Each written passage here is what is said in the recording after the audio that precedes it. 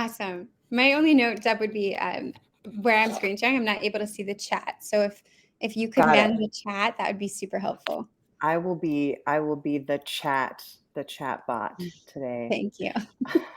Hi everyone.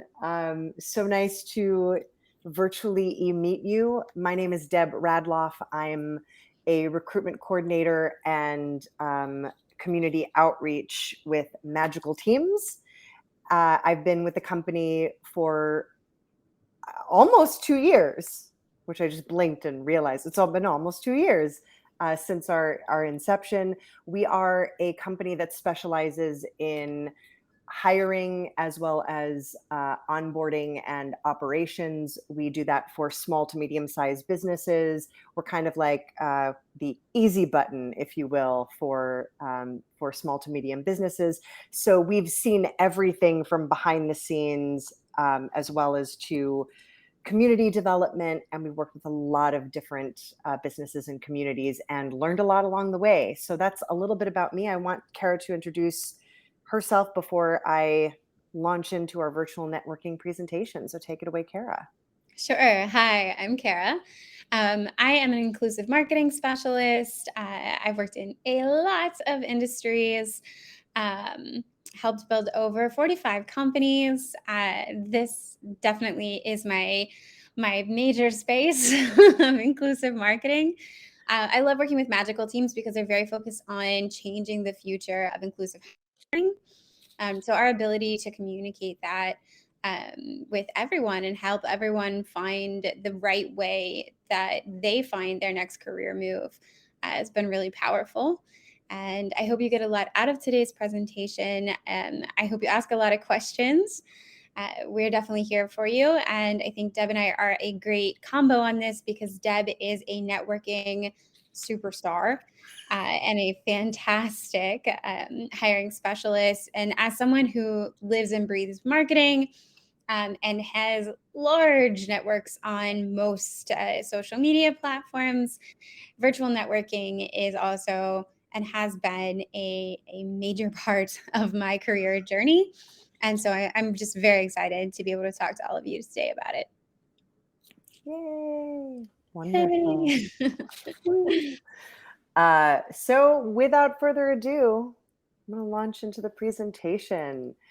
So virtual networking behind the scenes with magical teams. On the agenda today, we're going to talk about the inception problem, who you know, who offered you help, your network map, that you should go to events, you should be curious and interested, be a problem solver, ask and follow up. So what is the inception problem? Everybody always says that you should be networking and building your relationships all the time. And what usually happens is we kind of like especially social media wise, we let those relationships sort of drop until the moment that we need something. And essentially what networking is just relationship building. But of course, you can't build a relationship if the only time you're reaching out to people is if you need something. So the way I like to look at this is you want to use your social media platform as a way to provide value of some kind. That can be engagement, that can be posting a tip, or if there's something that you figured out that you think maybe the entire network could benefit from, you post that. So that you can kind of like engage, especially with people that maybe you don't see on a regular basis, one-on-one. And I can see, hey, hello, active chat already. I love that. And absolutely, if you have a question while we're in the middle of this, please feel free. This is interactive. I don't just have to talk at you about what I believe virtual networking to be. So you want to basically touch base with these people in an ongoing basis. And that's where you start to make networking more organic rather than this thing that has to be done in order to get you work.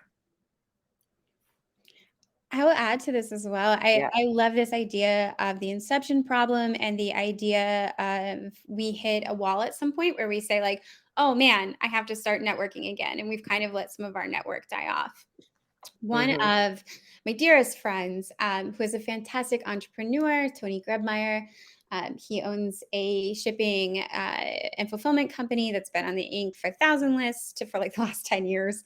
Um, he has this philosophy that I adore and I often try to imitate, which is he goes through his phone and every day he calls at least one contact in his phone. And it doesn't have to be a long call, it can be a 5 minute, like, hey, we haven't talked in a while, just checking in, seeing how you're doing, what's up with you, how's the family.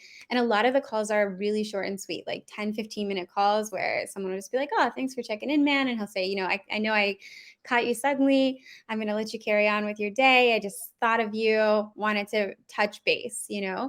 And he does that every day and starts just at the bottom of his phone contact list and moves up. And he does it in a cycle. So when he gets to the top of the list, he starts back at the bottom. And this means though he is always top of mind for these people that are, in his immediate network that he has the phone numbers for. And it helps build his relationships in a really low effort way. But it's happening on a daily basis, and I think it's brilliant. And he built up his company through networking and relationships in the early days, and built it as big as it is now, doing that exact method of networking. So this inception problem always reminds me of daily phone calls. Yeah, that's amazing. Katie says, love this idea. So good. Katie, I agree. And I do think, I mean, Kara, maybe you agree, disagree. I actually have done something similar with text messages even. If you're a person for whom getting on the phone all the time scares you, I think sending out a text of like, "Hey, I was thinking of you today. How are you?" can do something similar if talking on the phone is scary to you. Would you agree? I know phone is more high touch, but Kara, would you agree, disagree? Caveats to that? Solidly agree. And actually, so I have ADHD. Phones are not my friends, and high effort social engagement is not my friend either. So for me, I actually, when I've taken Tony's philosophy and applied it in my own life, I apply it in social media because for me, it's much easier to do quick social media DM, leaving comments on people's profiles, that kind of thing, and sort of building up that like parasocial relationship with someone. And then having the more like solid uh, call or check in whenever something bigger comes up or as they request versus like needing to do necessarily the texting or the calls for me personally. So I think this is also really about finding what space do you feel most comfortable in, and that you'll be able to maintain it consistently, right? Because I think if you're forcing yourself to use a medium that you're not comfortable in, you will lose the consistency, right? So figuring out where you feel safe and comfortable and letting that be your space. And Melissa says, totally relate, Kara. Absolutely. 100%. We have to do what works for us. So, in that realm, it's always great to take stock of who do you know? And using the 6 degrees. So for me, this is my background is actually as an actor. So we always would play like 6 degrees of Kevin Bacon, like how many people are you away from knowing someone famous? And in this same way, you all probably have networks, especially in this digital age, that are much bigger than you think they are. So we all have those connections within our networks that maybe we aren't utilizing, and they could potentially be great networks to basically ask for an introduction.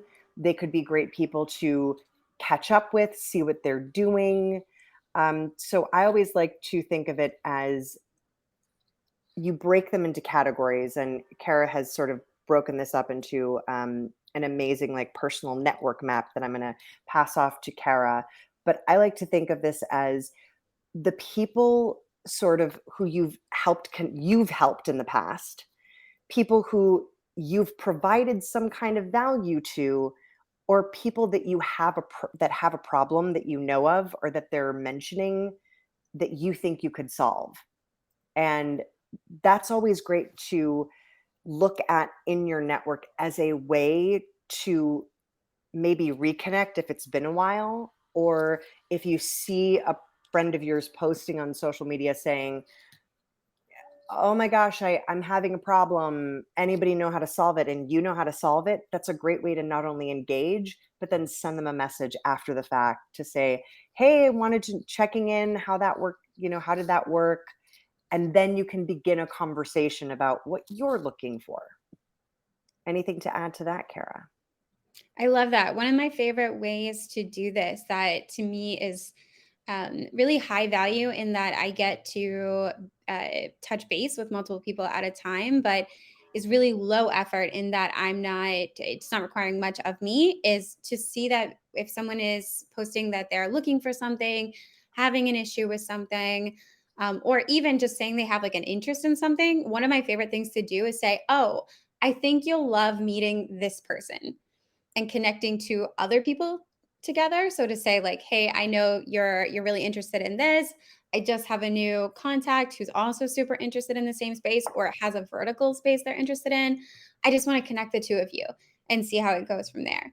Right? So that way you're both being able to check in with people and kind of build that connective tissue for yourself, but you're also kind of inwardly connecting your own network as well, right? You're bringing people in closer together.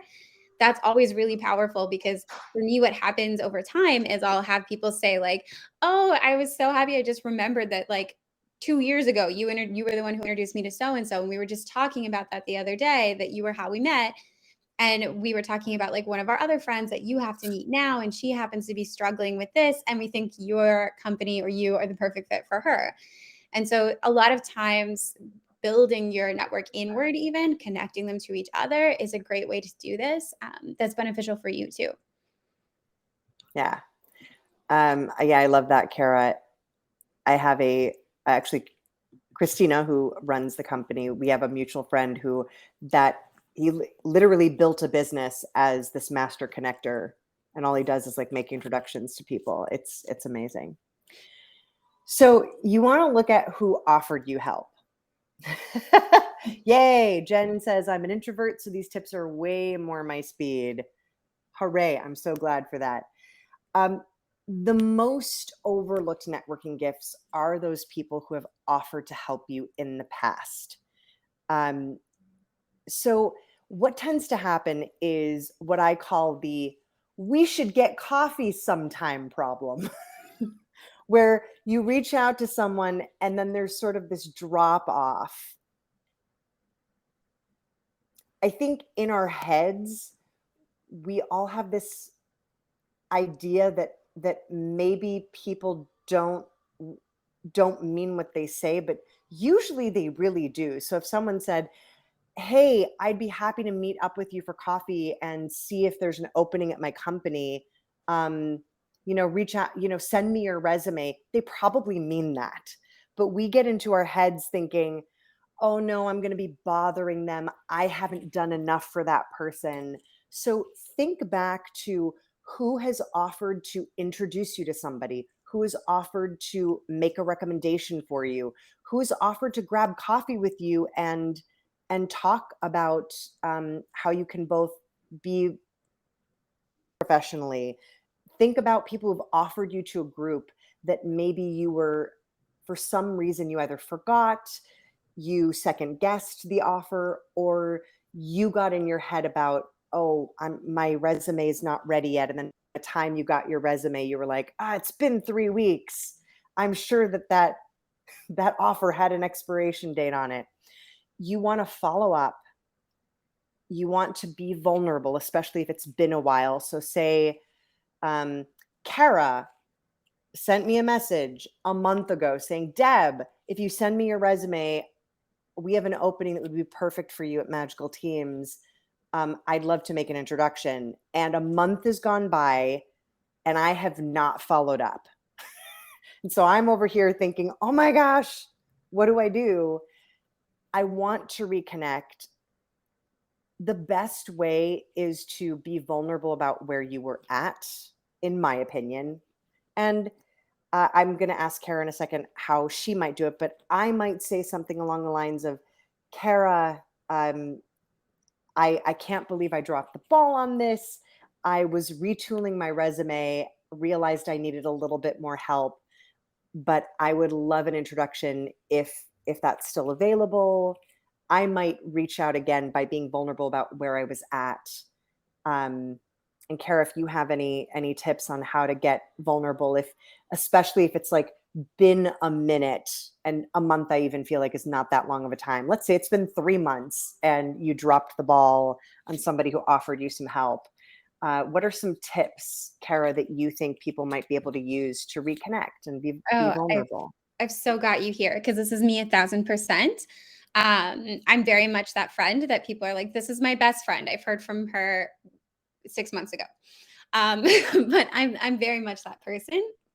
So what I do in these situations is one, I don't make excuses, right, for why I went MIA. I just simply say like, hey, I meant to get back to this, didn't get a chance. I'm coming back now. Definitely still interested. Can we reconnect another way that'll be a little bit easier for me to take accountability for? Maybe we can connect over a Zoom. Want to come into my Slack? Can we connect over email, or can we move this to DM? I like personally me, I do not email. It's not my space. So a lot of times I'll even say like, hey, is it actually cool if we make this a little more informal and we head over to DMs and follow up with if that's cool with you. But I think a lot of times we also get afraid to ask for what we need. And we think that, especially if someone's offering us help, that the only way to get help is to stay within the confines of however we were offered that help. But in reality, that's definitely not true. And to the point earlier about like you network where you're comfortable and safe networking, in terms of accountability and being able to have follow through and follow up, if that means moving to a different format or a different medium or just a different space, right? So moving out of LinkedIn and into Instagram, or moving out of email and into Slack or wherever it may be, as long as they're up for it, then there's no harm done there, right? And making the ask, there's no harm in asking either. The worst you're going to hear back is like, actually, that one's not good for me. In which case you say, okay, I totally understand. Let's pick something else, and follow up from there. But being able to ask for what you need in that moment will also just help in terms of the vulnerability, and they'll know where to follow up with you in the future.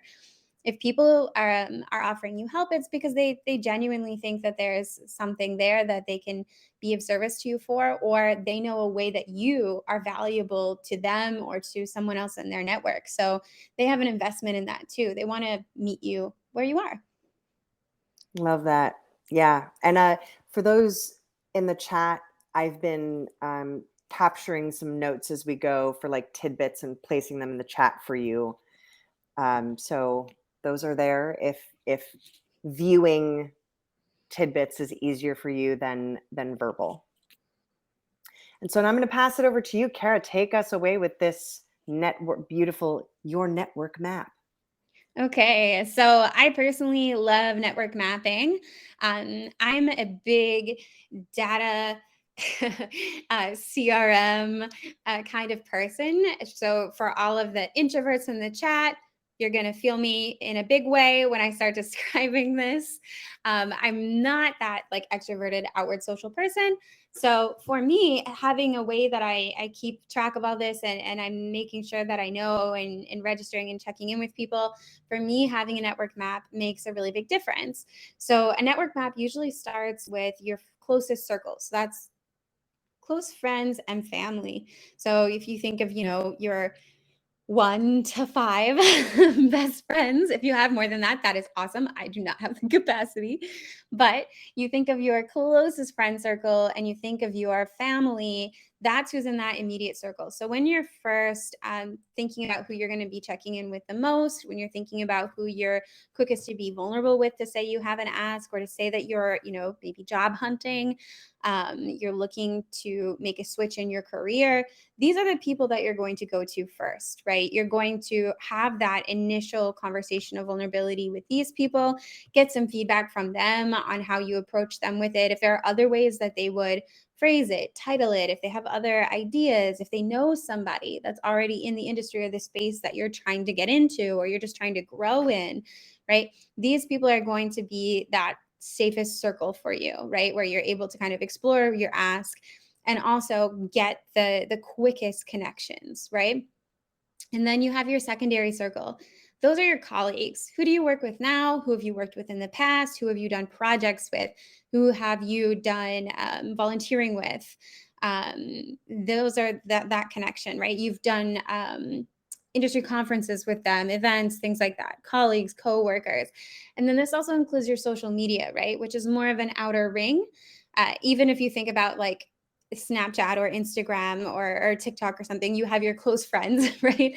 And then you have everybody else. And so this is that everybody else. And these people are still incredibly powerful connections for you. And this is where you start to get into that 6 degrees of Kevin Bacon that Deb was talking about, because through even just this second circle, you are connected to literally thousands of people. Thousands of people. So if you start making the asks in this second circle, it is nearly impossible for no one to have a connection for you, right? Someone's definitely going to have a connection for you if you start reaching out and following up through these circles. And then your final circle is introductions, secondary connections, and intentional meetings. So this is asking for introductions to people who were connected through your first or second circle. So these are going to be new introductions to you, but close to someone you know, or second degree connections. So this is someone that someone that you know knows is your second degree connection. This is actually really easy on a tool like LinkedIn, where you can literally indicate first degree connections, people immediately connected to you, or second degree connections, meaning people that are connected to people that are connected to me. And that's an actual search filter on LinkedIn. And so you can go to LinkedIn and search for second degree connections, and then the industry that you're interested in or the job titles that you're interested in being connected with. And then you can ask anybody in your first two circles to connect you with the people in the second circle, or the third circle, sorry. And then finally, intentional meetings. All day, every day, if you are out on the interwebs, there are opportunities to connect, to come to webinars, to come to events like this, to come to meetups. They're constant. As a marketer, I have ran and marketed so many of them, and they're literally available every day. If you are intentional about which ones you attend, these can be really powerful, right? So if you're getting in a room, even if it's just a networking call and it's with, say, 20 other people, you can have a moment there where you talk through what everybody does, and you can find somebody from that group that is the closest to someone that you maybe knows the industry or the space that you're trying to get into, and they can really quickly go from your third circle to your second circle. If you're really lucky, they might even end up in the first circle. But having intentional meetings is a way to connect with those people. So I'm going to share a resource later. We're going to gift you with something that'll make it a little easier to keep up with all of these. Amazing. And Lauren says, I'd like to network. Please reach out. And we have your LinkedIn. Amazing. And I wrote some notes there. All right. We'll make sure to get your LinkedIns, everyone. So Kara mentioned going to events that you could go to online. And I also can confirm and highly recommend going to events, and not just virtual events. You can go to live events, but going and being among the people is always going to be your best bet to be introduced to new faces, people who know someone that you know. I think what tends to happen, and this is something that I'm unusually good at, I'm unusually good at entering a space that I maybe know like 0 to 1 people. And I will very quickly uh, introduce myself to other people. And we're going to get to this in a moment, because the way I go about it is really I just get curious about people and I figure out in that moment, can I be the person here today that can remember 3 different people that I've spoken to and make a connection? People I've just met, I've made introductions to other people at an event. I think I was at I'm not even sure what I was doing there. I was at like a production, like a TV media production event. I'm not a TV production person, but I happened to be there because a friend invited me. And I met an editor, and I ended up introducing this editor to a producer who was looking for an editor on their next project. And they made like a really nice connection. And the editor who came there knew no one, was very nervous. And I just, through process of questions, I was able to sort of like make a new friend and then make an introduction for her. I find that delightful and enjoyable, but I know that that's not for everybody. Is like, I'm going to come into this space and make a bunch of connections and see if I can introduce people. Um, but that's my way of being like, how can I provide value to the event, even if I'm not sure that I have the expertise that the people are looking for. I can be a connector to try and make introductions to people. And that leads me to be curious and interested. So the best way to begin conversations is to be genuinely curious about the people that are around you.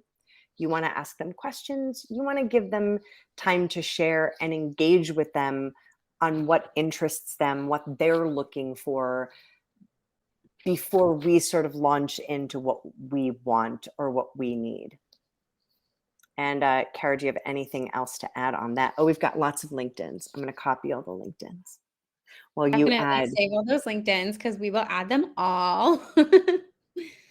But no, I think that's like a very, very great point, and the idea of being curious is most important there. And we have a question here. Claire B says, how do you keep connections alive? Example, how do you maintain the relationship? So I guess, Claire, as a clarification, and I want to address in the Q&A, I think obviously there's a difference between like your close inner circle, keeping those alive, versus maybe second circle connections, and then even third circle connections. I do think some of that goes back to what we mentioned at the top of the call, which is finding some sort of process for yourself of outreach, of like, hey, it's been a while, I hope you're well. Or at least in the social media space, I try very hard these days not to just be like a doom scroller, but instead I'm scrolling to find something I can engage with. So if I have second or third connections, I'm looking for people's posts that I can share, that I can say, oh, great, this is great, I'm going to share for you. Or I think I have somebody to introduce you to. Those are like little ways online to be able to sort of pick up the baton of the relationship. And Kara, if you have others to sort of throw out here, I'm going to copy more LinkedIn. Sure. So I thought I'd bring it back to the map for this one, because for me, it helps to visualize. So this first circle, the close friends and family, these are usually the people that you're following up with the most frequently, right? Because their connection to you is more intimate, right? They have more connection to you. And so you're following up with them quite a bit, simply because of how deep your relationship already is with them. Even for people in this immediate circle, to go back to like my friend's example of how he does it, the Tony method, if you will, he calls one person a day, and does like the 15 to 20-minute call with them, or sometimes even shorter. Close friends and family, like when he calls me, I know it's a 10-minute call at this point. I know exactly what he's doing. I know why he's calling. He wants to make sure we're still all good and that he's on the up and up with me. And so it's a 10-minute call. Okay, great. I still love and adore you. Goodbye. But for me, I actually did this as like a Sunday check-in, a Sunday routine, because I'm a little lower social energy or social output than my dear friend Tony. So I do this on Sundays. I call my close friends and family, and I do that kind of also in a rotation. I have a really big family, and luckily lots of friends. So I do that in a rotation, but they're really habitual conversations, right? That also connects. We have group texts where I'm answering those kind of throughout the week, and then we're also all connected on social media. So there's a lot of opportunity for me to stay top of mind with these people. For the second group, the colleagues, coworkers, and social media, this is a group of people that I'm more so having to put in a little bit more of the effort in making sure that I am consistent with them. So I use social media in particular for this, and what I do is I usually function from the bottom of my list and I'm working my way up to the top and kind of restarting. Really good thing about social media algorithms is if you engage with someone, they're going to show that person to you more often anyway. So as you are going through your social media, if that conversation is developing, then just by the way algorithms work, you're going to get more opportunities to grow that relationship. And so usually that is where that second degree is and how that's functioning. Now, when you get up into the third degree, this is really high level connecting. So, as in really surface level connecting. So, these people are not close enough that you know much about them yet. It's usually your first meeting with them. This is when you're deciding whether or not they're actually going to make it into that second loop, right? So if it's going really well, if there's potential there for that relationship to develop, and there's possible a lot of connection, especially in that career space for you, then I would encourage pulling them into that second degree, right? Connecting with them on social media, finding a way that you're going to keep in touch with them, right? And being able to follow up there, and then adding them into whatever CRM or mapping system that you use. So I mentioned we're going to share a gift towards the end here that'll help you with that, but adding them into your Rolodex, your CRM, your way that you keep track of who you have moving amongst these circles and how close they're getting in or how far out they may be. There could be people that are in that third degree circle that could be really valuable to you, and you'd love to see them in the second degree, the second circle. They're just not quite there yet. You've only met once or you've only met 2 or 3 times and you haven't quite deepened it yet, but you're trying to get there. And so those people are the ones that in particular you'd want to make sure that you have in your CRM or your follow-up system. So I'm really happy that we'll be giving that at the end of this, because it sounds like that's going to be something that's going to be really helpful. um, as you are working towards Absolutely. kind of And pulling yeah, people in. I just want to love that. I just want to pop in here with some clarifications from the chat. I love all your LinkedIn messages. So we did have a clarification from Claire on her question. I'm sorry, I didn't want to assume gender, Claire. So not close folks, more just professional connections. So, and I feel like you answered that actually pretty well, Kara, in what you said. And Jen said, I feel like I do better in a room where I don't know anyone than if I know a couple people, because I'd cling to the people I know and meet no one else. LOL. Absolutely. And I think a great way to break that is to make it your mission to, as a group, like maybe you go to an event together and you say our mission today is to meet 2, 3 new people, and then you can make introductions for each other. But I absolutely hear you on that.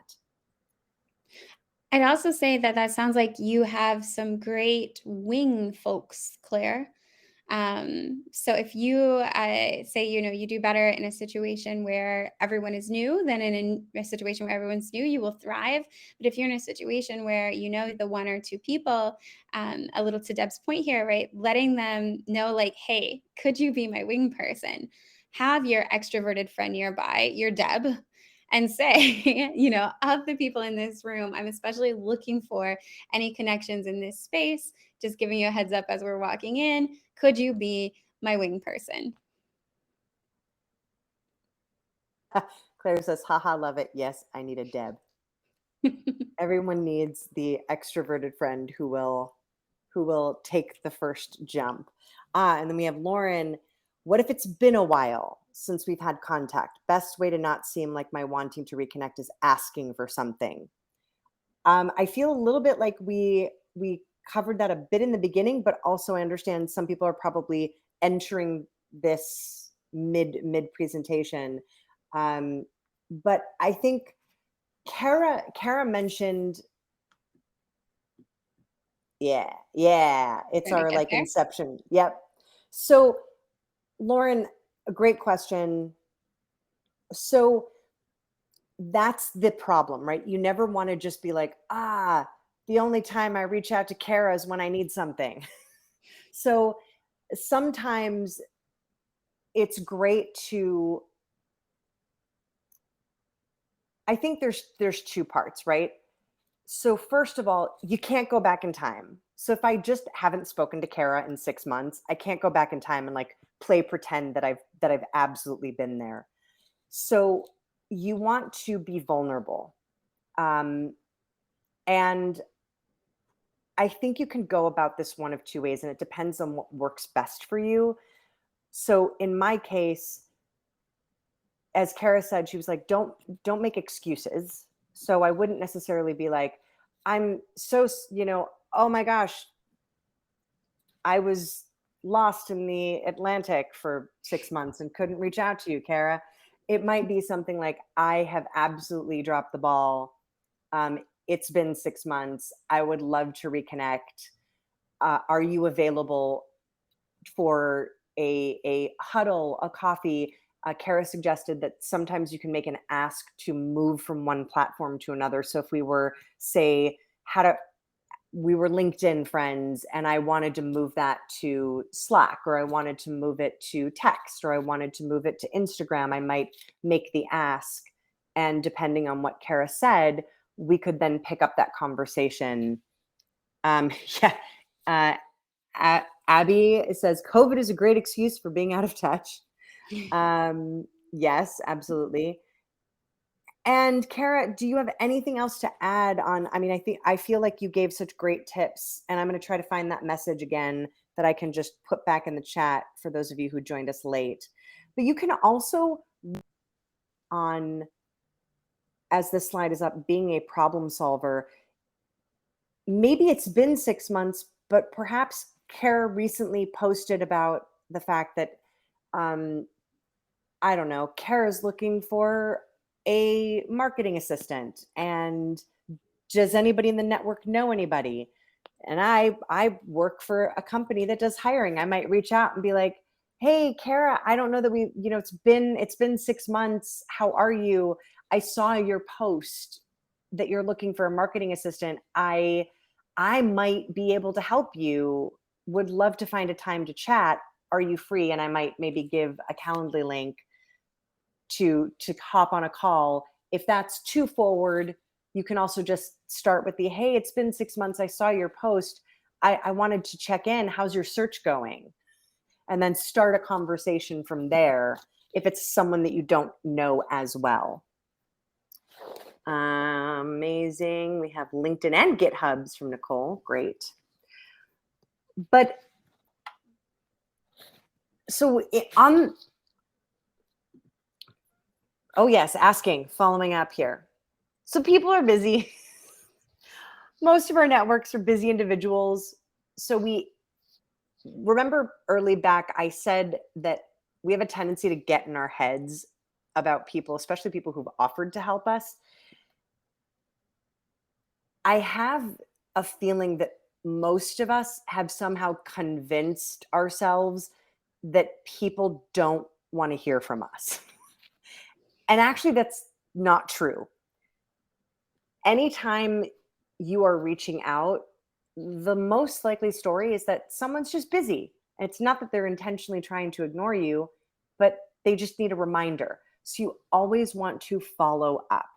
And if you're trying to figure out, like, who should I be speaking, you can always follow up with people that you've provided a service or a value to in the past and see if maybe they might be willing to make an introduction for you now. So maybe there was a person a year ago that you gave a LinkedIn recommendation to. You might be able to pop back in and say, hey, would you mind writing me a LinkedIn recommendation on my profile? That would be so wonderful. Also, hey, how are you? Maybe swap those. Hey, how are you first? Then would you write me a recommendation? That'd be amazing. And it's circling back, recommendation to introduction to who you know. Who could you make an introduction to based on this? And sometimes your reintroduction to a person could be an introduction that you're making for someone else. So it's been 6 months. I could reach out to Kara and say, Kara, I saw your post. I have an amazing marketing assistant that I came across. I'd love to introduce you. Would you be open to an introduction? Also, it's been 6 months since we've caught up. I would love to hear more about what you're doing. Do you have time for a 10-minute call? And then we can reintroduce each other that way. And I've done that. I've sort of like two birds, one message, been like, hey, I can solve your problem. And also this other new person I'm providing value to, and building out my relationships as I go, as being someone who will make introductions, make good on my promises, and be just a genuine open human to connect with.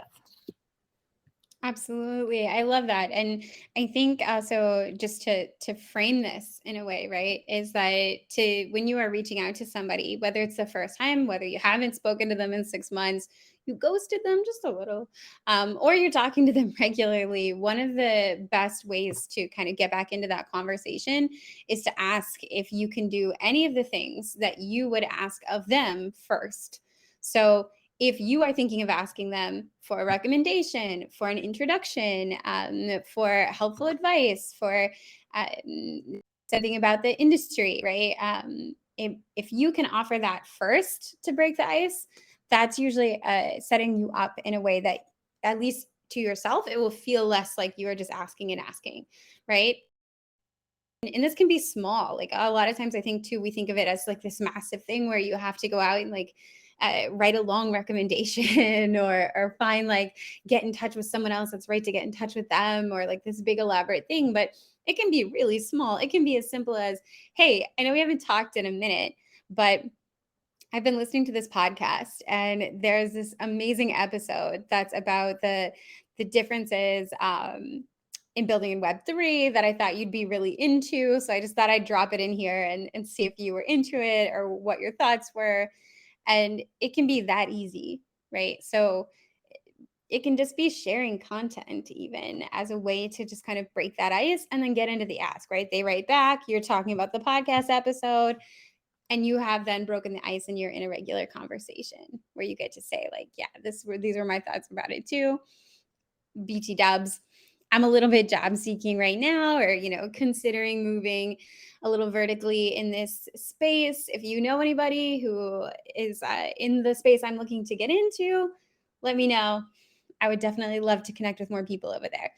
The conversation can be that low key, and you'll still get exactly the results you're looking for. Absolutely, could not agree more on the. And I love that you don't have to open with a purpose. It can be connecting on something like, oh my gosh, your dog is so cute. Yeah. I wish I had a dog. It can be something silly. You're just looking for a way in. So Kara, take it away with the gift. Yay. Okay. This is always my favorite part. I love giving people things. So I just want to check. Can everybody still see my screen? Are we looking at an Airtable together?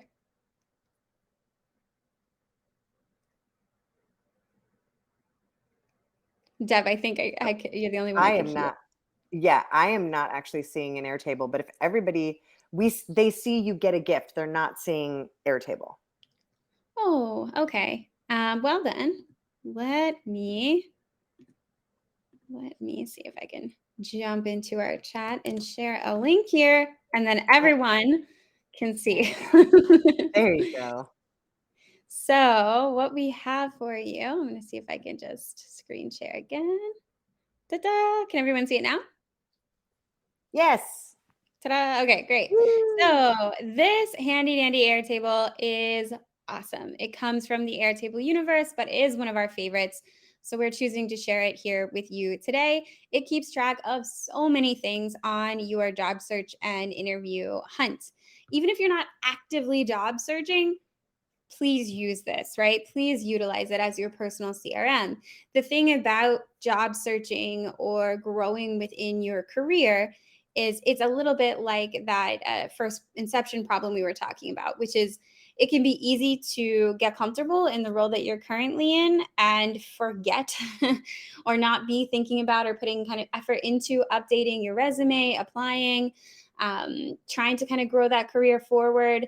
And then you might end up in an unfortunate situation where all of a sudden you have to, right? And then you're doing a ton of prep work to get ready for that. If you are always utilizing a tool like this, you keep yourself from having that inception problem because you're always moving, right? You're always shaking, there's always contacts, you're always networking. You have your updated resumes in here, your templates, that kind of thing. And this thing does a beautiful job of keeping track of all of this. So, as a space for you to keep track of any applications you've submitted, companies that you're interested in, and even just like how interested are we in this company exactly? Did someone else refer us to this company and it's like, are we obsessed with this company and we're looking for a way in? There's a lot of ways to indicate kind of what matters to you within this document. Contacts, this is the part that we were talking about earlier, right? So and there's a sample in here of just how to fill this out. This is what I call your personal CRM, right? Customer relationship management. This is your personal network. This is especially important for that second degree of connection in the network map, that second circle. So this is keeping in the third circle, this is keeping track of those people and saying like, hey, what company do they work for? How are we in this relationship? And this is fully editable since it's an Airtable, so you can add whatever relationship types you want, babysitters, brothers, sisters, cousins, fiance. If you want to add that, go for it. Right? However, you keep that up. Relationship strength. So, like, how far in my circle are they?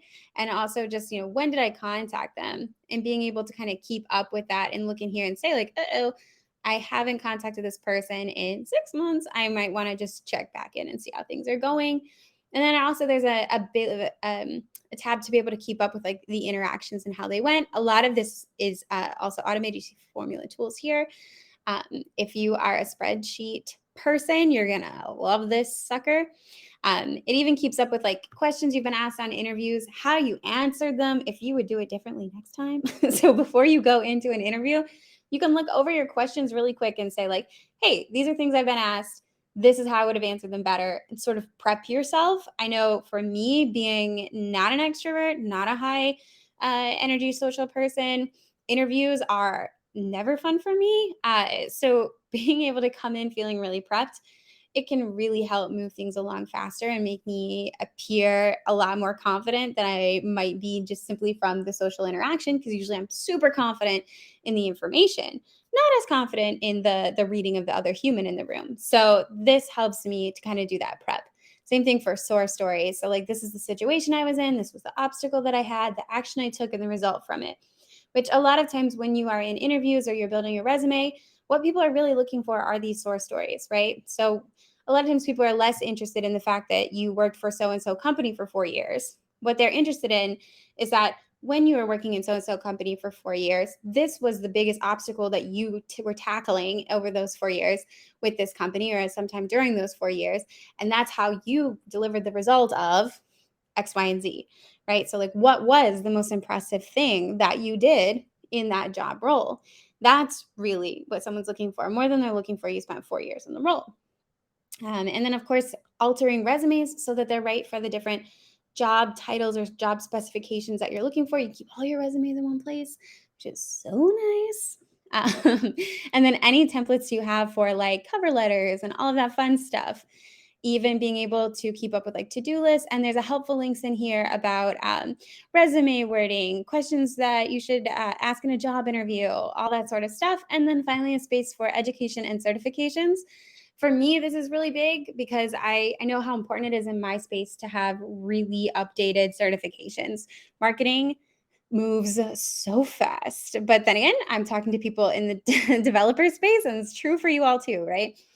Things move and change so fast. I have to kind of constantly be on my toes, constantly be in trainings, constantly be getting new certifications, constantly re-upping my education in order to stay on top of my field. And being able to show that makes a big difference whenever I'm showing a potential employer or a client what exactly I claim to know, right? So saying, not only am I able to back up all of this that I'm saying I'm capable of doing with experience, but I'm also able to say, hey, I've stayed abreast of my industry in all of these ways. This is how recently I was in a certification program. This is the certification program I'm currently in. I'm always studying, and that lets them know that they can trust me to stay up to date while I'm working for them too. But this is now linked with a share link inside of the chat. So it's all available to you, and you can modify it and make it your own. Just copy it into your free Airtable. Thank you, Kara. We have lots of good comments about thank you. Thank you for the resource, exact problem that I'm having right now. Love the organization. Thank you so much for this wonderful gift. I definitely need a good organizational tool like this on my job search. We agree. The formatting is so off, but I tried to capture everybody's LinkedIn in one so that you could all just copy and paste it, and I don't think I helped. Sometimes you think you're helping and you're not helping. That happens. So we hope you enjoy that free gift. I also wanted to highlight our team does do career coaching. We also do resume revamp and reviews. I'm happy to send along a sheet on how to book a call with us if that's something that everyone is interested in. And as our gift, we wanted to offer the Girl Develop It community a 5% off for letting us know that you found us through this networking event. If that's a thing that you're like, this is great, and I still need more help. Help me, magical teams. You're the only one who can, right? Yes, Kara just posted our Google Doc that has the information on a one sheet about our resume review revamp to sort of get all your materials ready for all those job hunts. Other than that, thank you all so much for your time. Thank you both so much. What a great resource. And we will absolutely share that out with our follow-up too, that document with your how to contact you and how to work with you. Again, I think so many folks don't even know where to start, how to get some support. So thank you so much for sharing all that. Yeah, you're very welcome. Thank you so much for having us. Yeah. Well, any other questions or anything before we pop off? I know we answered a lot as we went, so I think we're in good shape, but we will share all of this great information going forward. And again, Deb and Kara, thank you so much for sharing your time. I'm excited to work with your team more in the future, and we'd love to have you back. This was a really important and insightful session. Absolutely. Thank you so much for having us on. And we're looking forward to connecting to all of these LinkedIn accounts. Yeah. Thank you so much. Thank you, everyone, for having us. Amazing. All right. We'll talk soon. Thank you so much. Oh, wait. We've got one more LinkedIn. I'm just going to copy it before we go. Get them Thank all. you. Got to get all the, got to catch them all. Love it. All right. Love it. All right. Thank you both. Have a great day. You Bye. too. Bye.